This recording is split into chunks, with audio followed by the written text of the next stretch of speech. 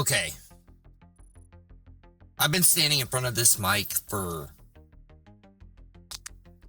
I don't know, 30, 45 minutes, and I don't know, I just get really nervous when I'm sitting here and I'm just recording myself trying to figure things out. But I think, I'm at a point where I should do more, and I think that this should be a good step. I could care less. So we're gonna get to it, but just in case, I'm Dexio Plays. You can call me Dex or Dexio Plays. I really don't care.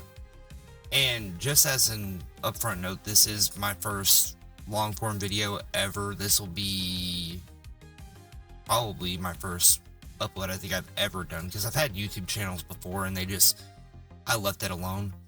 But just as a thing, there will be errors probably. There's probably going to be some editing issues. I can almost guarantee that, because I've never really edited a video before. And if you want to catch me unscripted, because I did script this, you can catch me on Twitch. I will have it up on a banner, and I will have it in the description, so you can go check that out. But we're here to talk about one thing, and one thing only. We're going to talk about the inevitable downfall of Stevie Knight. I could care less. So let's get into it.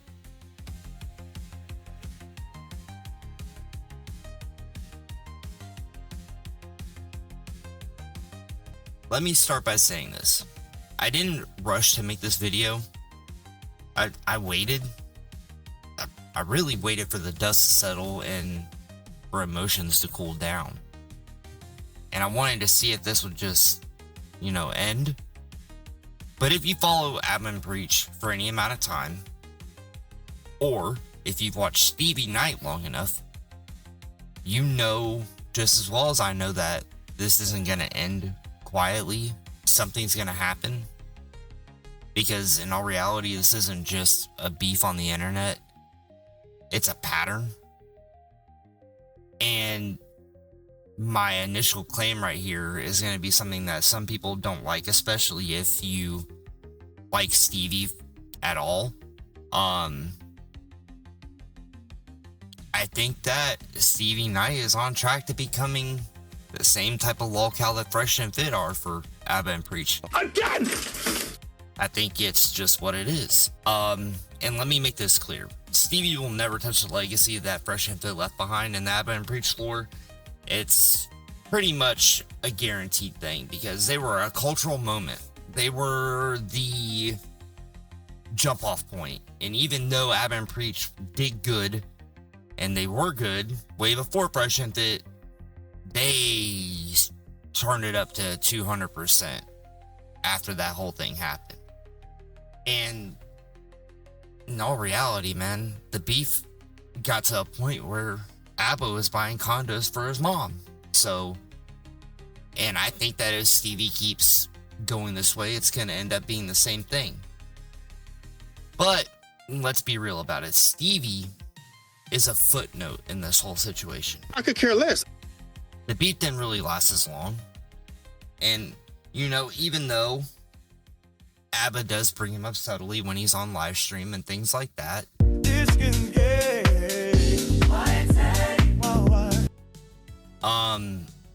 it's not like the same beef with Fresh and Fit. Again! But I think that, Stevie's waiting for the right jab to do a rebuttal, and then I think it might all unfold after that. But let me make it clear. Stevie being a footnote doesn't mean anything disrespectfully, because they still matter. Why does it matter? Because Stevie is slowly positioning himself as a stepping stone for Abba and Preach. They're gonna walk over him on their continual rise, because that's what they've done since the beginning. They've been on a steady incline, and it hasn't stopped. And shout out to Abba and Preach, because they deserve every bit of the praise and every bit of the recognition that they get. But Stevie, on the other hand, going the way that he's going, he's going to either plateau as far as content is concerned, where he's not going to gain anything and he's not going to lose anything. He's just going to stay in a stagnant echo chamber forever. I could care less. Or he's going to end up declining and it's going to be all done. And by the end of this video, I don't think that'll even be debatable, in my opinion. And if you think otherwise, I suggest you leave a comment and give me some reasons why. If I get enough feedback on this, I'll be prepared to have an open debate in about 2 weeks after this video posts on live. And if you want to be a part of it, you can check the link to my Discord that will be in the description. Join the channel server and message me, let me know that that's what you want to do, and we will set the date up and we'll go on live and we'll hash this whole thing out. But enough of that. Let's talk about how Stevie started and how I found Stevie. I found Stevie Knight the same way a lot of people did, through his music reactions. All that's missing is a motorcycle. That's that Ghost Rider shit he just said. Well, more specifically, his Eminem reactions. Watching him go through Eminem's discography felt genuine, you know? It felt familiar. It felt like somebody discovering music the same way that I did. He understood bars, he caught themes, he listened, you know? And the channel didn't just entertain me. It got me to visit artists. It introduced me to Hobson, NF. It introduced me to the Baby. It introduced me to a lot of people that I probably would have never even heard of. But I sat down and I listened to them because Stevie showed me some things and it made me want to check out more. And that mattered to me, you know, as a metalhead and former emo kid that I was. I loved hip hop. It was something that I could calmly sit down and listen to, and it would be something that I would play in the car more than I would play any of the bands that I would typically listen to when I would drive around. And when you have like technical rap lyricism and things like that, when you get to artists like Futuristic and you get to people like that, it's something that I couldn't stop listening to. It got a hold of me. And Stevie understood that. And he analyzed bars. He explained it to his viewers. You know, the people that might not have caught on the first time. Stevie would rewind, go back, check it, and explain it. And it opened up a whole nother avenue for people that, you know, would listen to hip hop and would listen to rap like that on a surface level just because, you know, it sounds good and this and that. But then Stevie would introduce these people in the scene like, look, there's this meaning behind it and it goes along with this and it all flows together and that's how you get to this, and people would understand, and it caused him to gain a good amount of following because of it. And in all reality, he was a reactor who engaged critically, he respected the history of it, and he had a clear voice. He never tried to say anything as far as hip-hop was concerned that people couldn't understand. You know, he made things very accessible to anybody. And his critiques were so good that he even got a chance to debate Benzino. All right, so the question I'm asking Stevie is, right, you said Eminem's done so much hip-hop. Be specific on what Eminem's done. I'll give you one example of that. One? No, I give you a few, bro. I give you a few.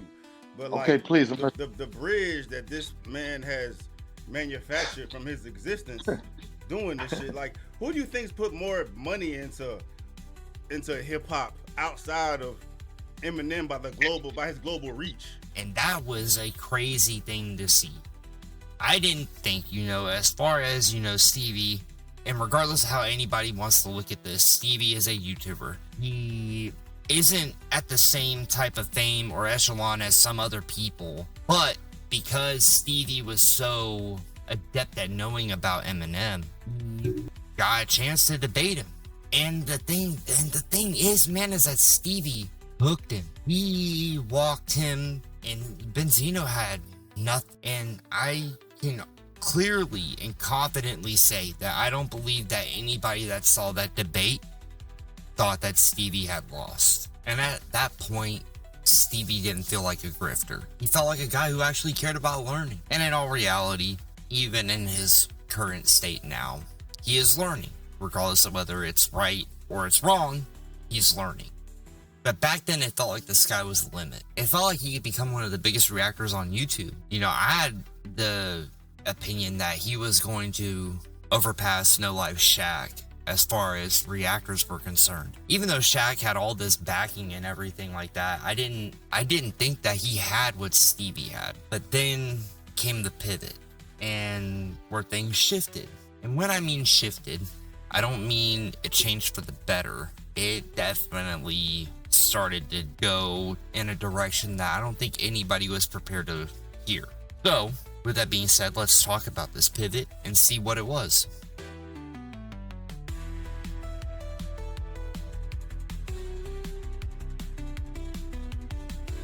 When Stevie and I launched his second channel, Night Talk, it was surprising. I didn't think that Stevie was wanting to branch out the way that he did. I thought that, you know, his music reactions and things like that, I thought that was where he wanted to be. And at the time I'm recording this, his Night Talk channel sits at about 500,000 subs, while his main channel, which he did his reactions on, have over 1 million. And just to be clear, those numbers do matter. I will bring the numbers up again later on in this video, but we'll come back to it at another time. And as far as Night Talk is concerned, he was doing commentary on people like Jordan Peterson, Just Pearly Things, Jesse Lee Peterson, and Fresh and Fit. And here's the thing, man. Night Talk early on wasn't terrible. Even though he had some ideals that felt within the RedPill sphere, he had no problem criticizing RedPill creators. He exposed their hypocrisy. Come to find out, this man's telling girls in the DMs that if they want to come on the platform, they have to fuck, and if they don't, he gets upset about it and he gets all pissed. I said that. Tell me I did not say that. He pointed out how these men and women didn't live the lives that they preached. And it was plainly obvious that they were reading off studies instead of real world experience, you know? Even to the point where there was a video by Just Pearly Things that she used a study that was from 20 years ago just because it fit in their narrative. This study was published in the February edition of the American Sociological Review. Surveyed 4,500 heterosexual married couples from 1992 to 1994. The average age for the men was 46 and the women 44. And then on top of that, you had people like Fresh and Fit that were selling courses that could guarantee that if they followed the program, they could be like them. I agree with you. Dealing with women in Western society, is it worth it? To me, in my opinion, not really. Because what do you get from it? Nothing. They're liars and they're thieves. And Stevie made sure to call out all of it. And that's where me and a lot of other people agreed with him on. We could see what was happening. Stevie wasn't defending the red pill, he was interrogating it. And even though some of his ideals fit within that sphere, he never wanted to be associated with the movement. He wanted to make sure his lifestyle couldn't get questioned like the red pill. But slowly, that interrogation turned into sympathy, then alignment, then outright agreement and defense.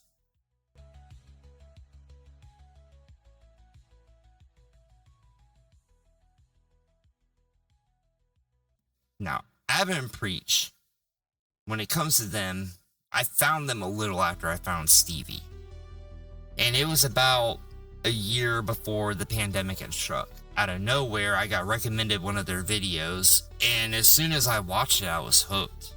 They were hilarious. They did everything that they could to let you know that they were having a good time and they wanted you to join in with them. And even though they weren't claiming to be friends, I mean, they acted like they've known each other and they were best friends for years. And at that time, they were posting once a day, every day, and their growth was insane. I believe they were at about 1 million subscribers back then when I saw them. And now they're over 2 million. And they pull anywhere between 500K to over 1 million views a video. They reacted to everything. It didn't matter what it was. Jubilee, The Cut, looked at relationship content by looking at people like Skippy.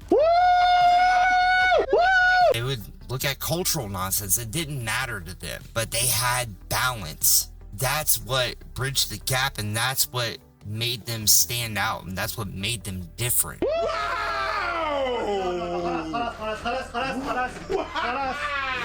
Bro. Okay. Shit's giving me anxiety, man. Okay. Wow. Nigga.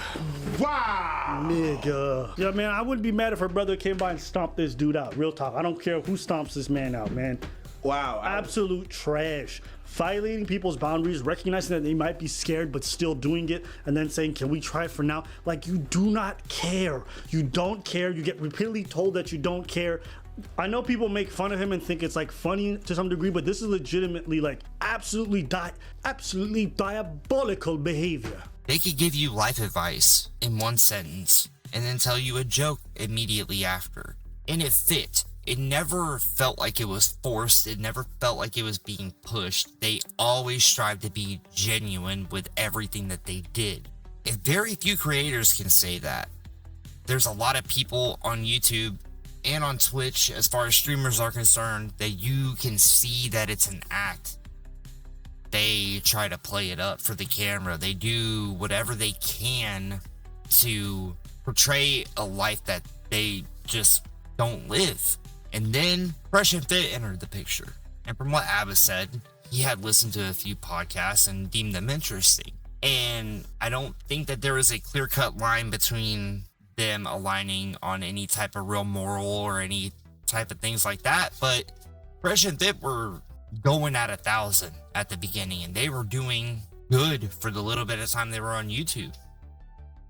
And then Byron got a hold of Abba, asked him, hey, do you want to be on a podcast? And because Abba didn't really see a problem with it, and Abba doesn't really care about when it comes to numbers, he decided to go.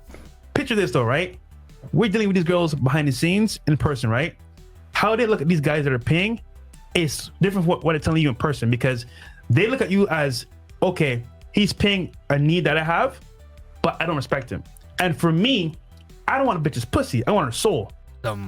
Abba flew from Montreal all the way down to Miami, and he tried to engage in good faith with these guys. Now, when it came to the big disagreement that broke this whole thing down, it was about them talking about people paying for box. You ain't getting nobody's soul. The f you think you are, Ghostbusters? This man said her soul.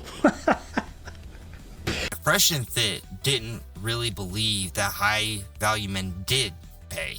They believed that men were only after burning desire. They wanted to own the soul of the women that they slept with. And Abba and Preach didn't agree. They believed that men of high status use escorts for the convenience. They don't want to deal with the hassles of having a mistress on the side. So when Abba left to go back to Canada, it was under the assumption that they agreed to disagree. But then months later, a viewer asked Abba to revisit that appearance, and they didn't have any problem with it because they had completely forgotten about the podcast. And then when they looked over it before they made the video, they thought that there were some interesting takes and there were some dumb takes, and they wanted to go over and then talk about what was happening and how they feel about it. When the video dropped, Fresh and Fit had a problem with it. We are better than you niggas, period. Basically said that they didn't speak from lived experience. They spoke from assumptions. They both knew that those guys were full of shit, and it really showed. People want to know our thoughts. I'm gonna keep it really brief, right? I don't have much thoughts on their platform.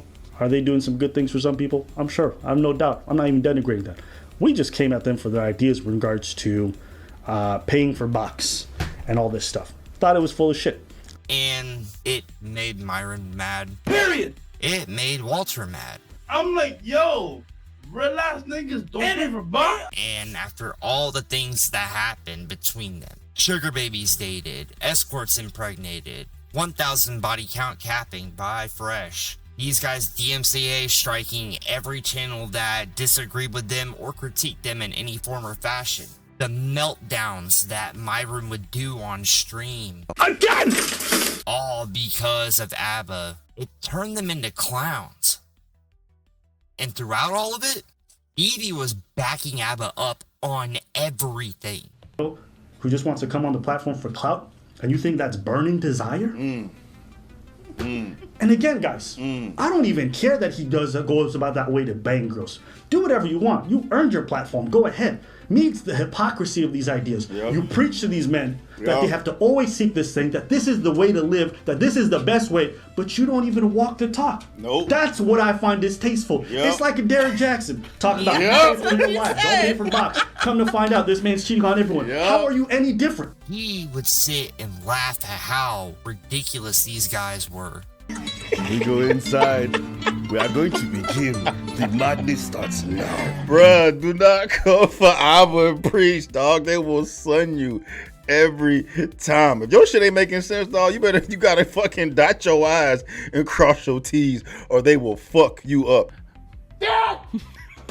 And everything that ABBA would bring up and everything that ABBA would say, Stevie would sit there and go and tell him to go off and sit there and talk your shit and everything. And it felt like, as a viewer of both channels, it felt like there was now a convergence. And it felt great because two content creators that I personally enjoyed were now interconnected over this beef. It felt right.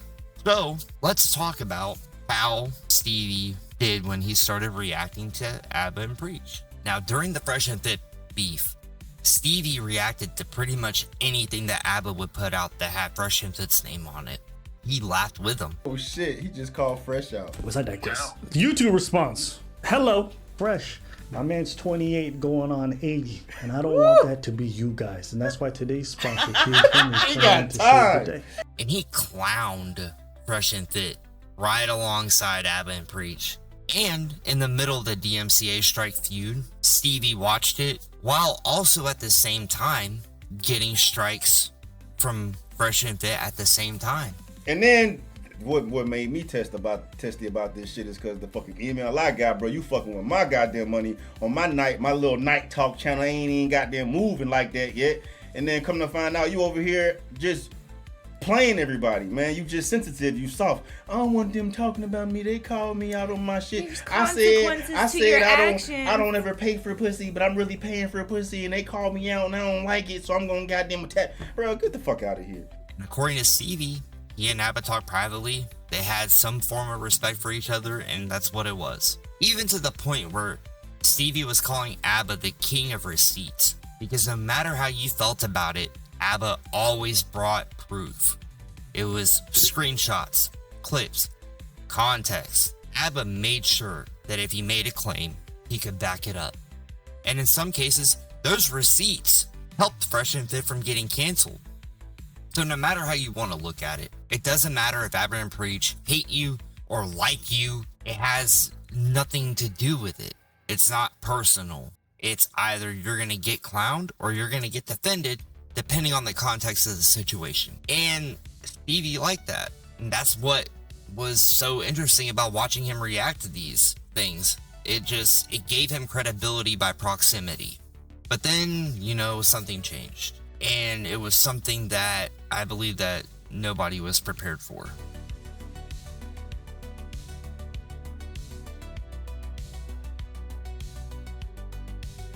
On September 10th, 2025, Charlie Kirk was killed during a public event in Utah. It was a tragic loss. A child lost their father, a wife lost her husband. And the worst part was that it was recorded and posted for the entire world to see. Let me be very clear about my position. Political violence in any shape or form is never okay. No one deserves to die for their beliefs. I think the easiest way to start this video, and I think the thing where most of us agree, is that political violence should never be acceptable. The idea that you might have the most reprehensible views, the most disgusting things, you should have the right, and you should be safe enough to be able to espouse those views without losing your life. That said, Charlie Kirk absolutely spread hateful rhetoric, particularly towards minorities and the black community more than anything. You had a daughter and she was 10 and she got raped. And she was going to give birth and she would, and she was going to give birth and she was going to live. Would you want her to go through that and carry her baby? That's awfully graphic. It's but it's a real life scenario that happens to many people. The answer is yes, the baby would be delivered. Oh, okay, great. So it doesn't matter how I feel about him. Both things can be true at the same time. I think he was an awful person.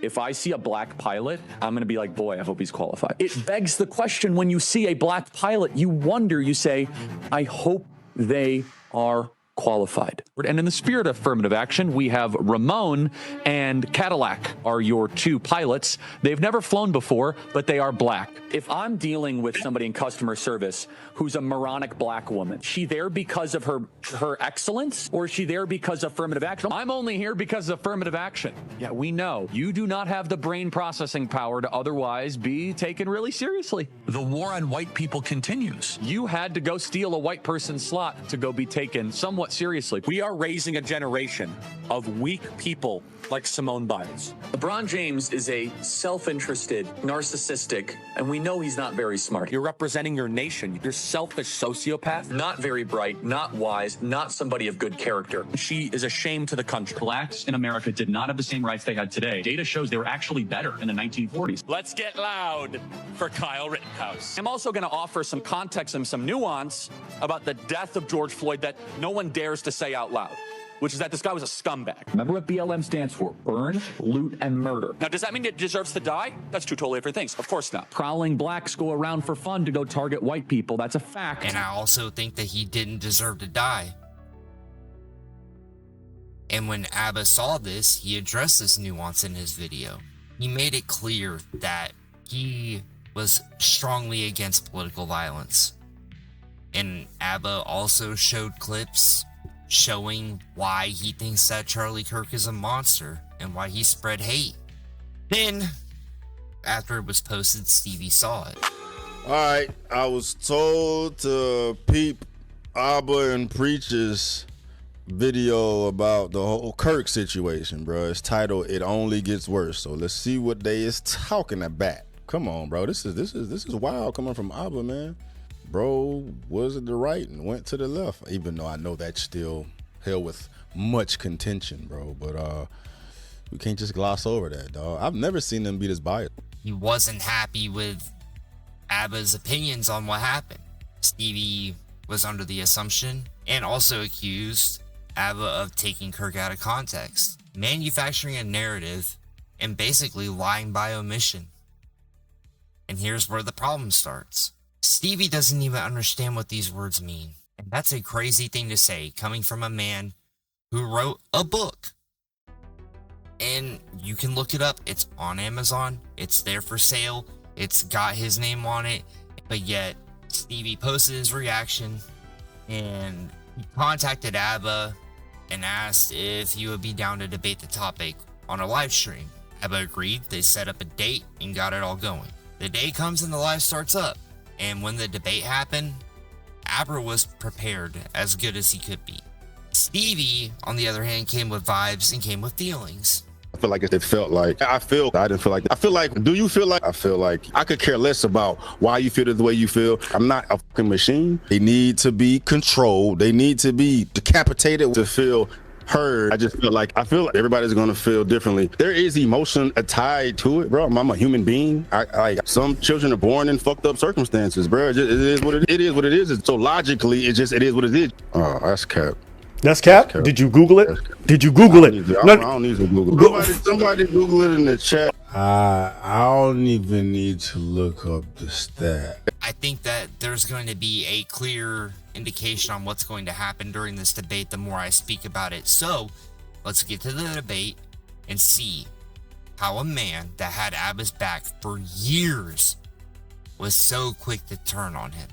Now, when you look at the debate, the free school lunch argument alone exposes everything. Do you agree that there's a lot of parents who neglect those children? Yeah. Okay, so do you think that those kids should suffer because they have bad parents? No. Okay, I don't think they should, but bad shit happens. On to the next point. And there's so many people that die from car accidents, bro. It's bad up shit happens. Like, we can't save everybody. We can't save everybody, bro. Like, it is. But just because we can't save everybody doesn't mean we don't try. I'm advocating for kids to take advantage of the surplus of food available to them in different ways that it is. Yeah. It's not on somebody to do it, bro. Like, you know, you're shitty parents. I get it, dog. This life. Life is fucking hard, dog. And some children are born in fucked up circumstances, bro. It is what it is. Yeah, but I had a debate with Stevie Knight from Night Talk. He reached out to me to have a discussion after he covered our Kirk video a while back. There's like 2 parts that really like threw me off a lot. There should be free school lunch for all children. No. Why? Of course not. Because parents should feed their kids, not the government. What if they can't? Go get a job. A child? You no, want child the parents should go get the job. You are a dumb dude. Don't give me this stuff. First of all, this is really. I want children to eat. Of course I do. Show me a single child in America going hungry. Doesn't exist. It does not exist. We have a child obesity problem. So I'm like, if you just Google it, what he said is a blatant lie. But the smugness with which he said that stuff, he's like, well, the parents should pay it. Well, we all know there's bad parents out there. We all know there's like parents who neglect their kids, parents who got on drugs, whatever it could be. And Stevie was like aggressively defending this stance. Go get food stamps. You can get food at churches. There's no reason to starve. Do you remember that? Yeah, there's no reason to starve in America. It's like 1% of households have like technically a hunger issue, bro. But people are not starving to death in America, bro. Motherfuckers are fat as hell. Stevie did nothing but repeat Kirk's talking points. The parents should take care of it. Government assistance isn't needed, and churches and shelters exist. Stevie had 0 original ideas when it came to this topic. I could care less. And in my opinion, I believe Stevie watched these 3 main topics on repeat so he could repeat and parrot what Kirk said. Ava came on the side of reality. It's okay to be wrong and say, like, you know what, hey, you're right. And then afterwards, it kept getting colder and colder. He's like, you know, all these EBT stamps, you get food stamps. I'm like, you want a 10-year-old to get food stamps? Like, y'all know. And then it kept going. And at one point, he just said, well, listen, man, it is what it is. He talked about how negligence exists. Hunger isn't just theoretical, it's real. And that kids suffer when ideology ignores context. Stevie, on the other hand, refused to look up stats, didn't engage with the data that Abba brought, and refused to budge on anything. Dude, I don't know. No, don't look it up. Let's just assume we can't have facts. I don't want that information. I don't want facts. And when the abortion topic came up, specifically Kirk saying that he'd force his 10-year-old grape victim of a daughter to give birth. Give birth and she would and she was gonna give birth and she was gonna live. Would you want her to go through that and carry her baby? That's awfully graphic. It's a real life scenario that happens to many people. The answer is yes, the baby would be delivered. Oh, okay, great. So That's surprising, bro.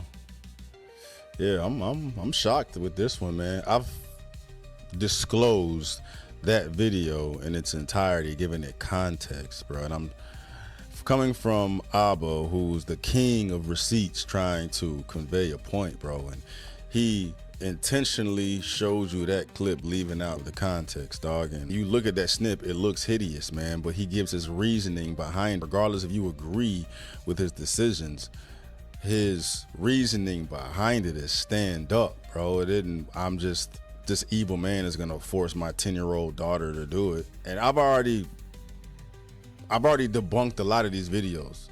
And that's a video that I debunked, and I know Abba seen that entire video. So he's trying to paint a narrative, which is something that I'm very surprised and disappointed with Abba for, bro, because I usually can count on him having the receipts and being objective, bro, but this ain't it, bro. This is eye-opening, homie.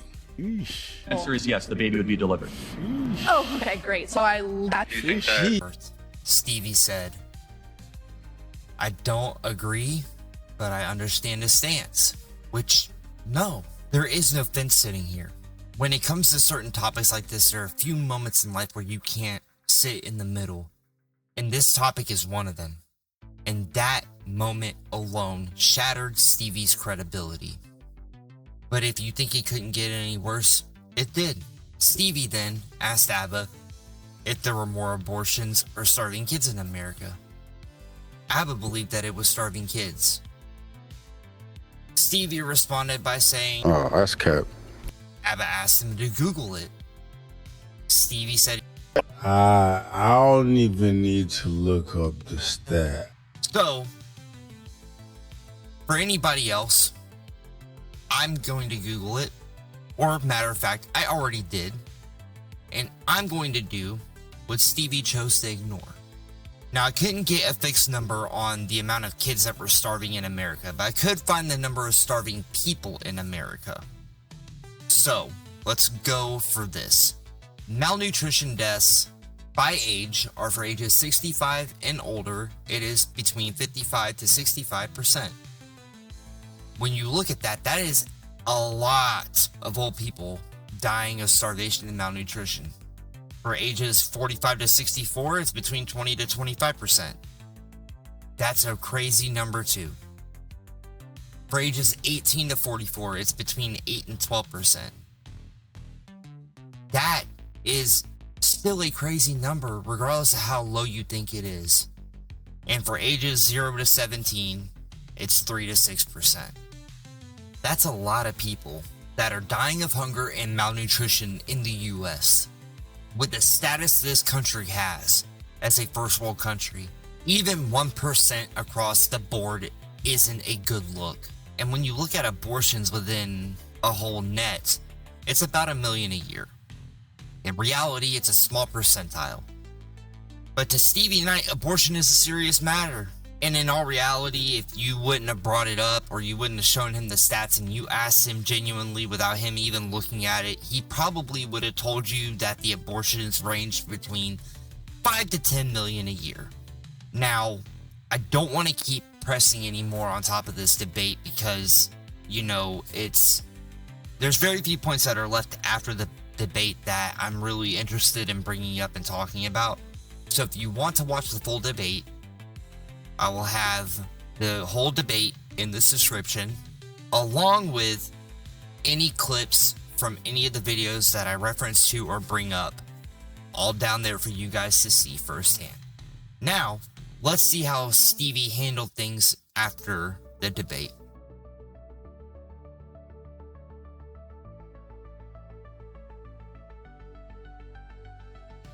After everything was over, Abba made a follow-up video. A video that Stevie was well aware of. And in that video, Abba talked about the entire debate and what had happened in a video titled, "This Debate Red-Pilled Me." While critiquing everything that happened in the debate, he also started to point out that he did make mistakes and that his debate performance wasn't as high as it usually is, especially when he's debating people like Destiny. You also gave yourself a 3 out of 10. For the debate performance? Yes. Yeah, I made a lot of mistakes. What I don't like is this very bad faith interpretation on his behalf. He did genuine reflection when it came to that video. And everything that was said in there had no disrespect or ill will towards Stevie. It was just something that he wanted to get off of his chest. And regardless of if Stevie knew that it was coming or not, he took it as a betrayal. I cannot say that I saw this coming. Look like Abba made a follow-up video to our debate the other day when we were debating Kirk issues, and he's titled this video, "This Debate Red-Pilled Me." And that's when the mask slipped.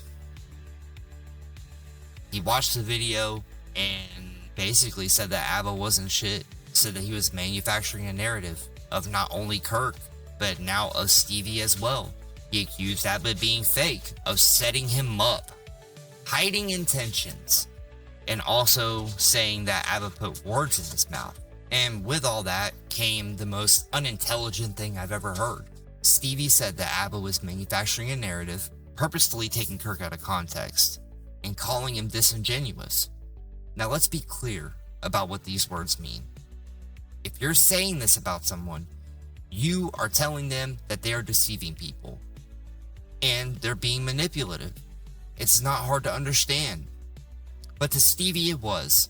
So I dropped my response video, man, and gave my perspective. I thought his video was disingenuous. I thought it was fake, given what we discussed on our debate. And then we're here now, man.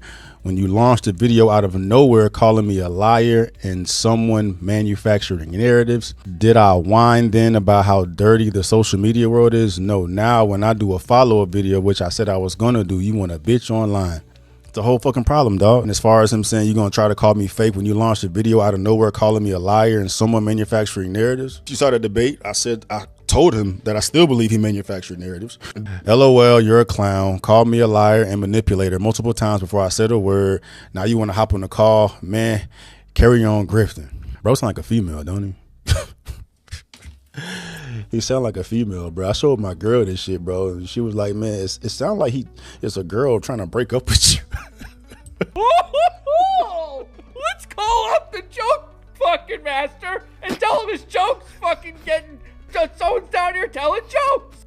Like me saying liar and manipulator, those words didn't come out my mouth. Those are going to hit different, have a negative tone. I was careful with my words. Wanted to call it out, but not be aggressive and make someone feel some type of way doing it, bro. So I never called him a liar and manipulator. But now, you know, he said that I can understand how he put those together. Because to Stevie, because he didn't say those exact words, and it meant that Abba couldn't say that he said them, even though he meant it.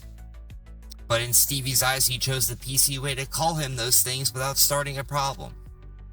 But any person, regardless of how smart you are, can look it up and ask what it means. And even Google will say that Abba was correct with what Stevie's intentions were with those words.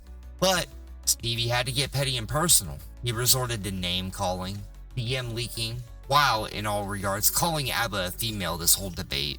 Then came the worst of the worst. He pulled the RedPill ult. He accused Abba of being gay for him. And as I'm going back editing the video, come to realize he's probably gay. It's giving gay. That was gay. But not too long ago, Stevie was watching the 44th video of Abba and Preach on Fresh and Fit. And they felt they deserved it, but he didn't. And Stevie spent a good chunk of time on multiple videos claiming that Abba is gay.